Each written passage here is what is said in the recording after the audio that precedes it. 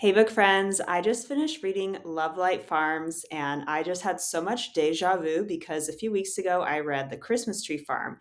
And it's just crazy. These books are so similar. And I know that a lot of holiday romance books are similar, but I just thought I would jump on and do a little comparison because I feel like they're similar, but also like there are some big differences. So maybe this video will help you decide which one you want to read, or if you've read both of them, you can let me know if you thought the same thing as me or something different. But anyway, so these two series, they're both like small town romance series that are a little bit spicy. And Lovelight Farms and The Christmas Tree Farm, okay, they have like almost the same premise. So in both of these books, the female main character is struggling to run a Christmas tree farm that is just either run down or it's not making any money. And so they're trying to turn the business around, make it successful.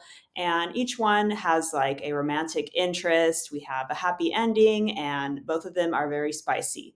But the tropes are not the same. So in the Christmas Tree Farm, which is the third book in the Dream Harbor series, and I read the two first books, so like I already knew all the characters and everything.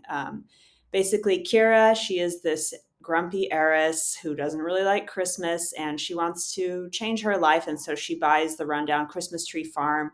And there she meets Bennett, who is in Dream Harbor just for the holidays.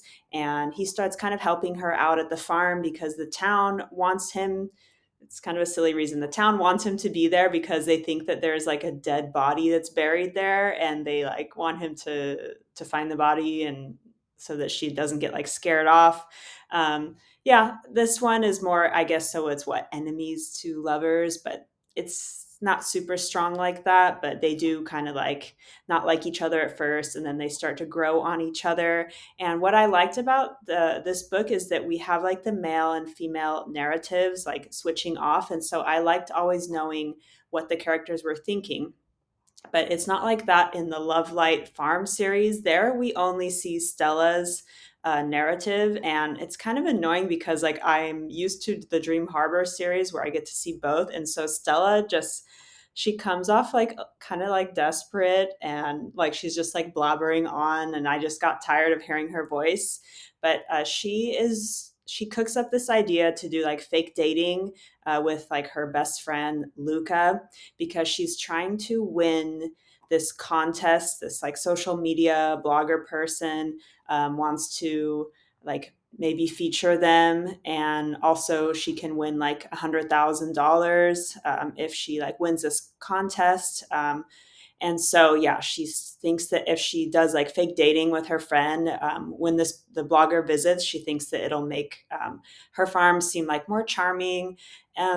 Okay, so I just felt like between the two, Lovelight Farms, it's a longer book, but like the writing is better. There's like more imagery, and it's just kind of like more developed. The Christmas Tree Farm, it's like easier to digest. The writing is like kind of like basic, a little bit repetitive.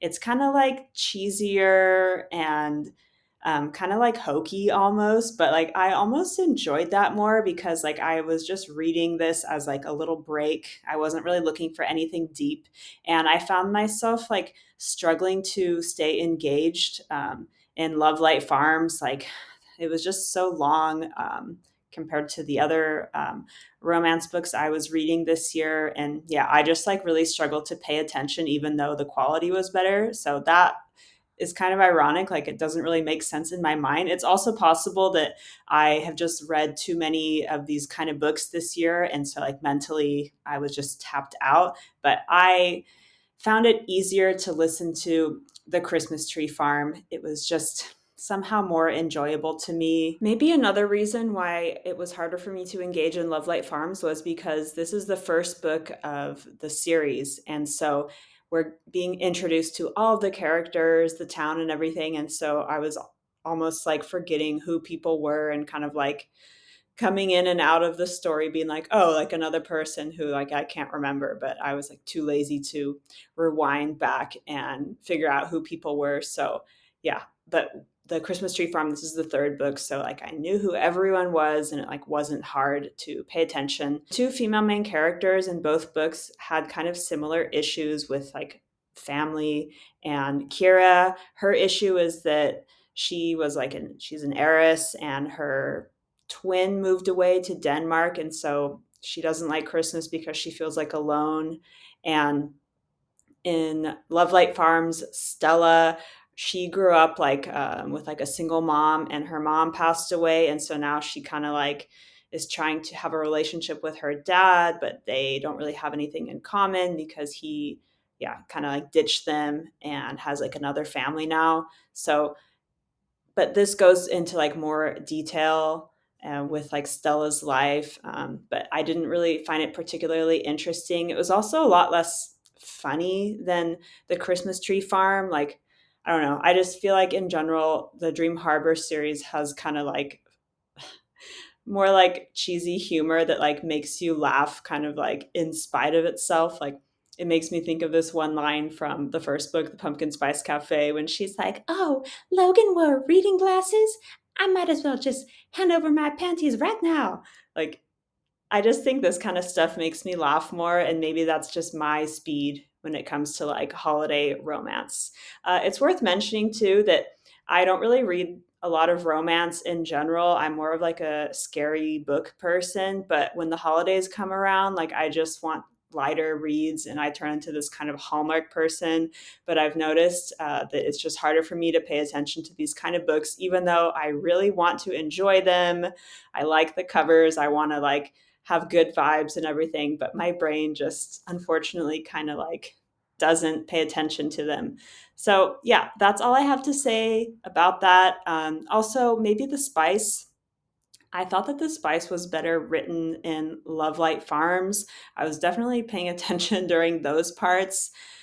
It's just, you could see that there's like more skill in the writing, and both of them are not like vulgar or anything in the two books, but it just kind of like gave me more like butterflies and kind of like a flustered feeling, where I don't know, in the Christmas Tree Farm it was a little like dirtier. But yeah, that's what I thought about these two books. Let me know if you've read them and any other holiday romance books that you'd recommend, and we'll see you next time. Bye.